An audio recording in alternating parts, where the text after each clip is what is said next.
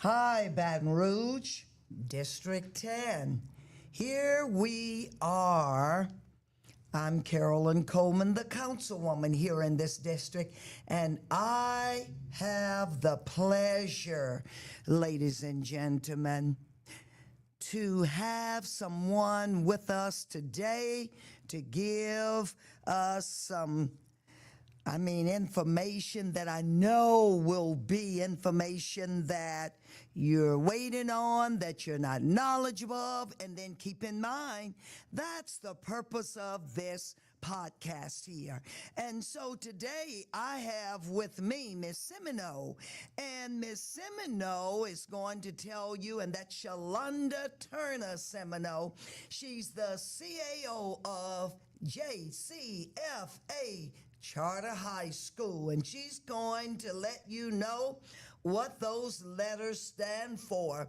And so, Ms. Simoneaux, just tell us all about you and your experience as an educator in EBR school system, because that's where you started.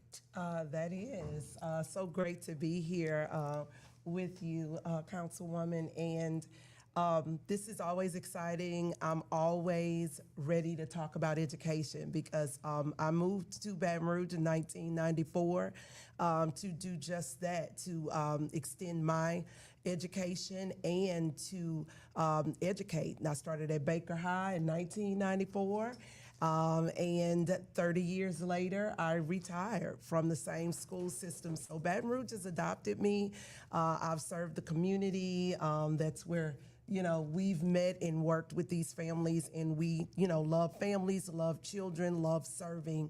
So, 30-year retired educator, one of my life's greatest accomplishment, second generation. My father is a retired educator in Rapides Parish, and I stayed retired a few months, kind of the regroup, reset, assess what my gifts are in the next chapter, and I found a charter organization, 15 years old, which was started in Jefferson Parish, so a Louisiana-grown charter organization, and decided to continue the gift.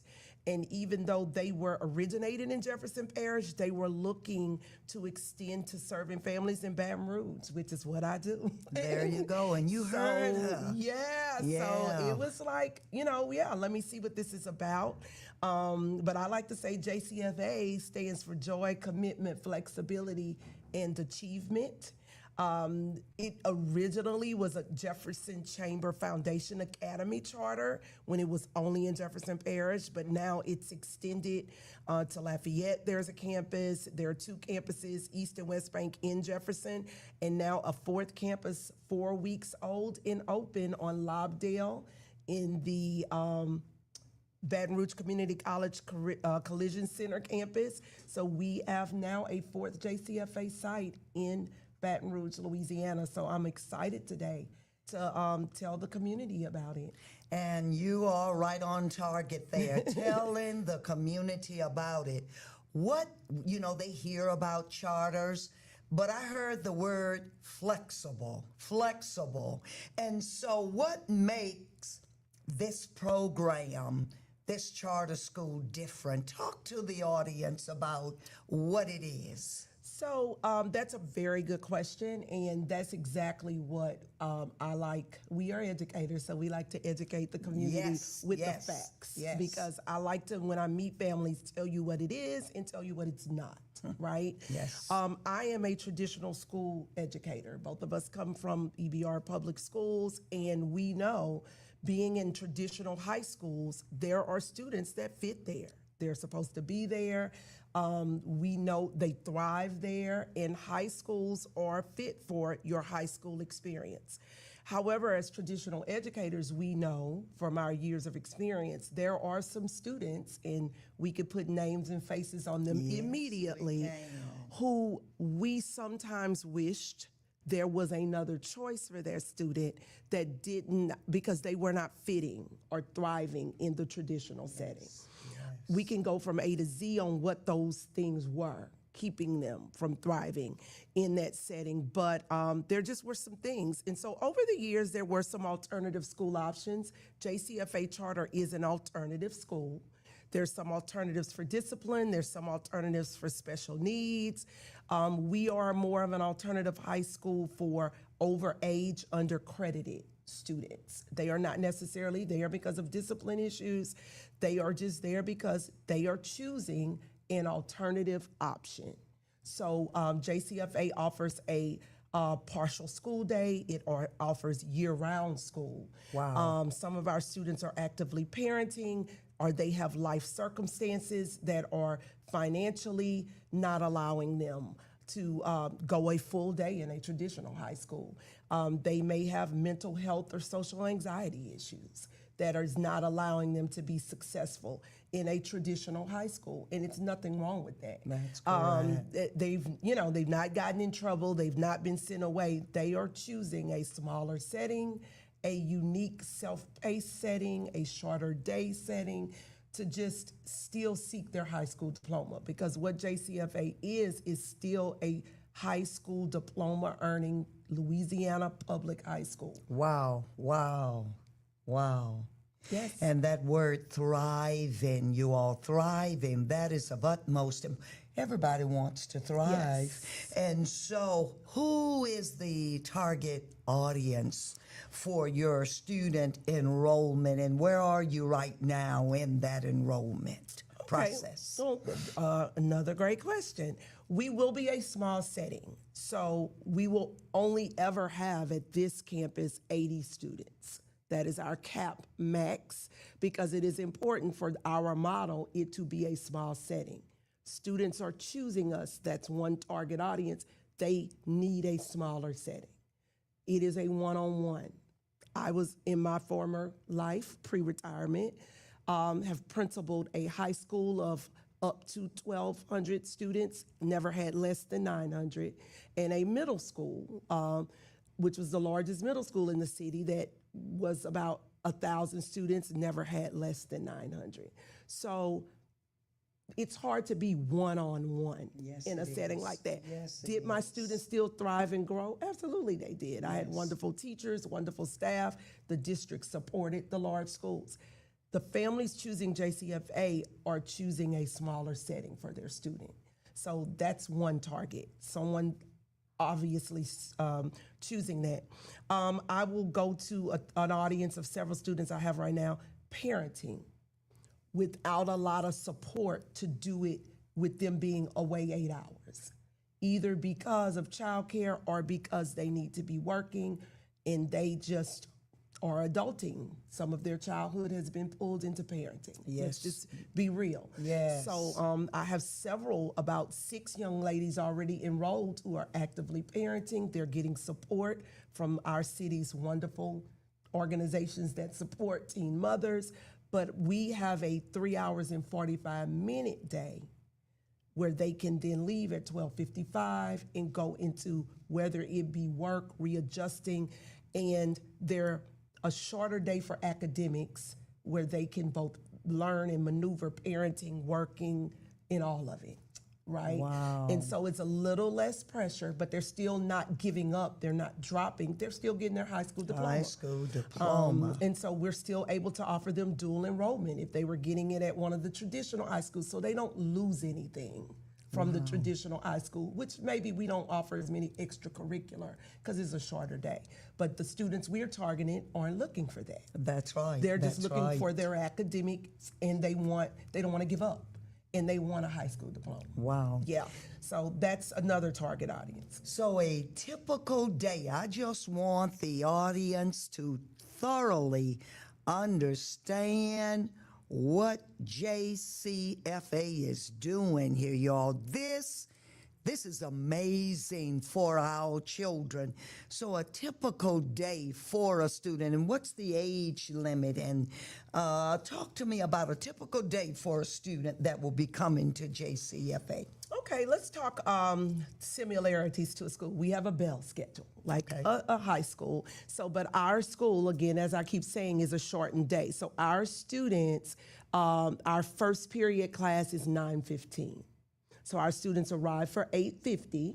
I have a lot of young ladies who they have sitters, or I have a lot of students who work late. So the 9 o'clock start is not with the truancy and tardiness that they're getting at a 7 a.m. start, that a traditional student with a lot of support can do.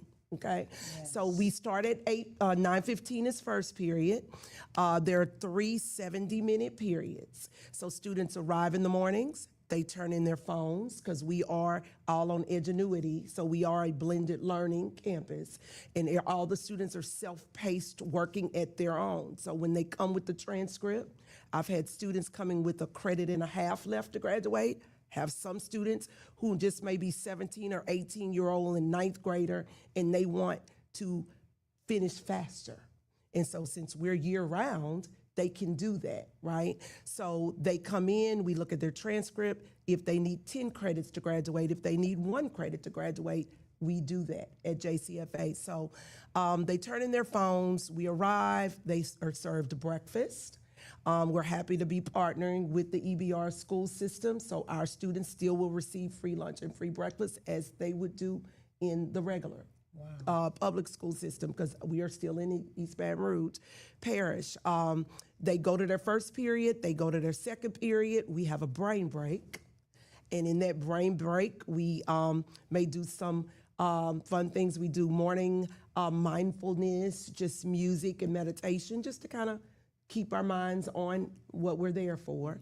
And then after the brain break, we have third period, and then we dismiss at 12:55. We have grab and go lunch, and the students, we are working on 100% of them being employed. So we're, looking to, partner with businesses and employ BR and things like that. But a typical school day at JCFA is 3 periods of class. You get breakfast, you get lunch, and we are year-round school. So the day you finish your credits is the day you finish at JCFA, because each individual student is self-paced, working on their own journey to graduation. And you mentioned Edgenuity. Tell the audience what Edgenuity is. I think it's the best thing since sliced bread. And then seat time, and you mentioned something about banking time. Yes. Wow, listen up out there. This is good stuff here. Yes, so Edgenuity, which is now Imagine Learning, we've been using that in the school system in EBR high schools for several years. It is an online program, but it is blending learning the way that we're using it, because we still have 2 adults in the room. We have a teacher and a tutor. So the students are self-paced on an online platform, but they are getting the interventions. If they have an IEP, they are getting the assistance, and they're getting their accommodations. So it is an online platform. It is not whole group learning. So it is, I like to be upfront with that, because that is not for everyone. That's correct. Right? But we do have educators in the room to assist. And what those students will do is get online, they will test, take a prescriptive, they'll take a pre-test. If the student scores because of their prior knowledge out of most of it, a lot of the times they are only going to take the part of the course that they need to earn that credit, right? And so it is an accelerated program for students who are overaged or behind. That's a major targeted audience, undercredited and overaged students. Mention that again. Undercredited and overaged students are our target audience. Now, you mentioned banking. Yes. That does not mean Neighbors Chase Capital One. Okay. Ready to go. I was looking for the money, where the money resides. Yeah. So banking at JCFA is how students, we support seat time. Because we're year-round, seat time isn't an issue, because we are open 12 months. Okay. So the beginning of our year starts the week right after the 4th of July, so July to June 30th. So we go year round with the typical holidays, but it's because we don't these students are beyond a summer school or what they are trying to graduate. Yes. So we want to be that to be accessible year round. So banking allows them to come an hour earlier, 5 days a week, or stay an hour later, 3 days a week. So it gives them up to 8 possible hours to, almost like on your job, collect PTO time. Yes. So tomorrow I have a young lady who has to take her baby to get shots at the doctor. She's banked several days. So she just said, Miss Shalonda, I'm gonna use some of my banking time tomorrow so I won't be here. But she's already put that time in. And so it takes the attendance piece out.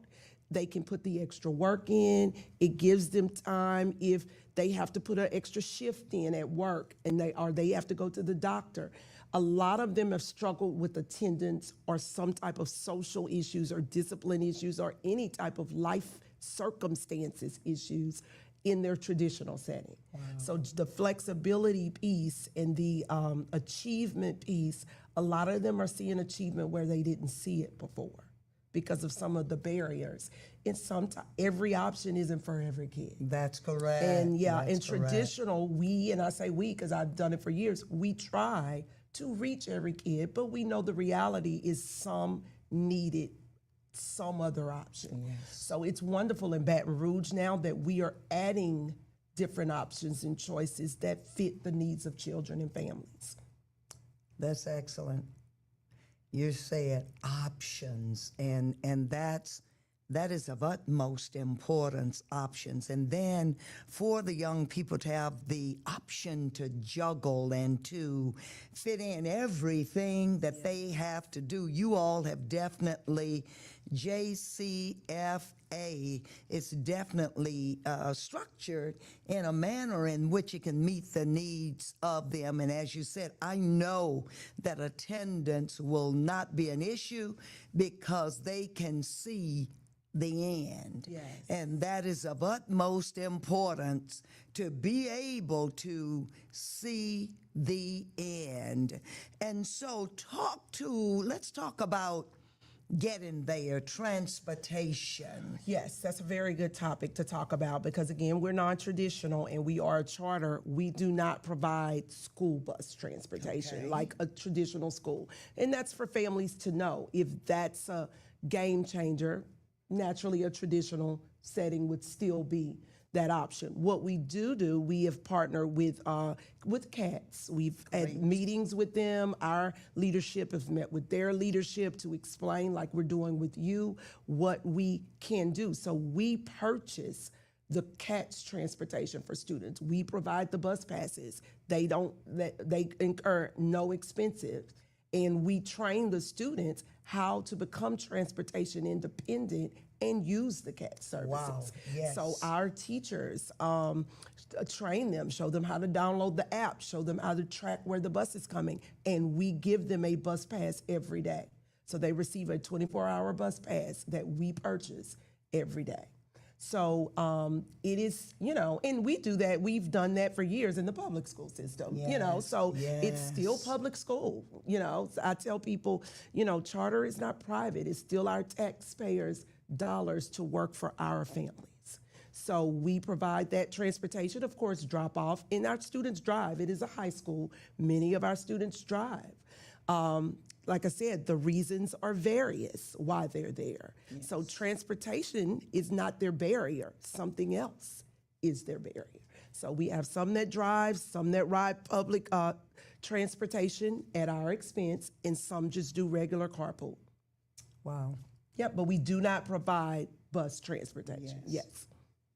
But city bus. But city bus, passes. But not the, we but provide the passes. Bus, and that's so great. Yes, so I like to be specific because some parents worry about them, but our students are ages 15 to 21, 22 with an IEP. So, we are high school people. Yes. We believe they should be independent. Yes. Because I'd love for them to hop on the bus and take my free bus pass to a job. Yes. And that's what we want in the city.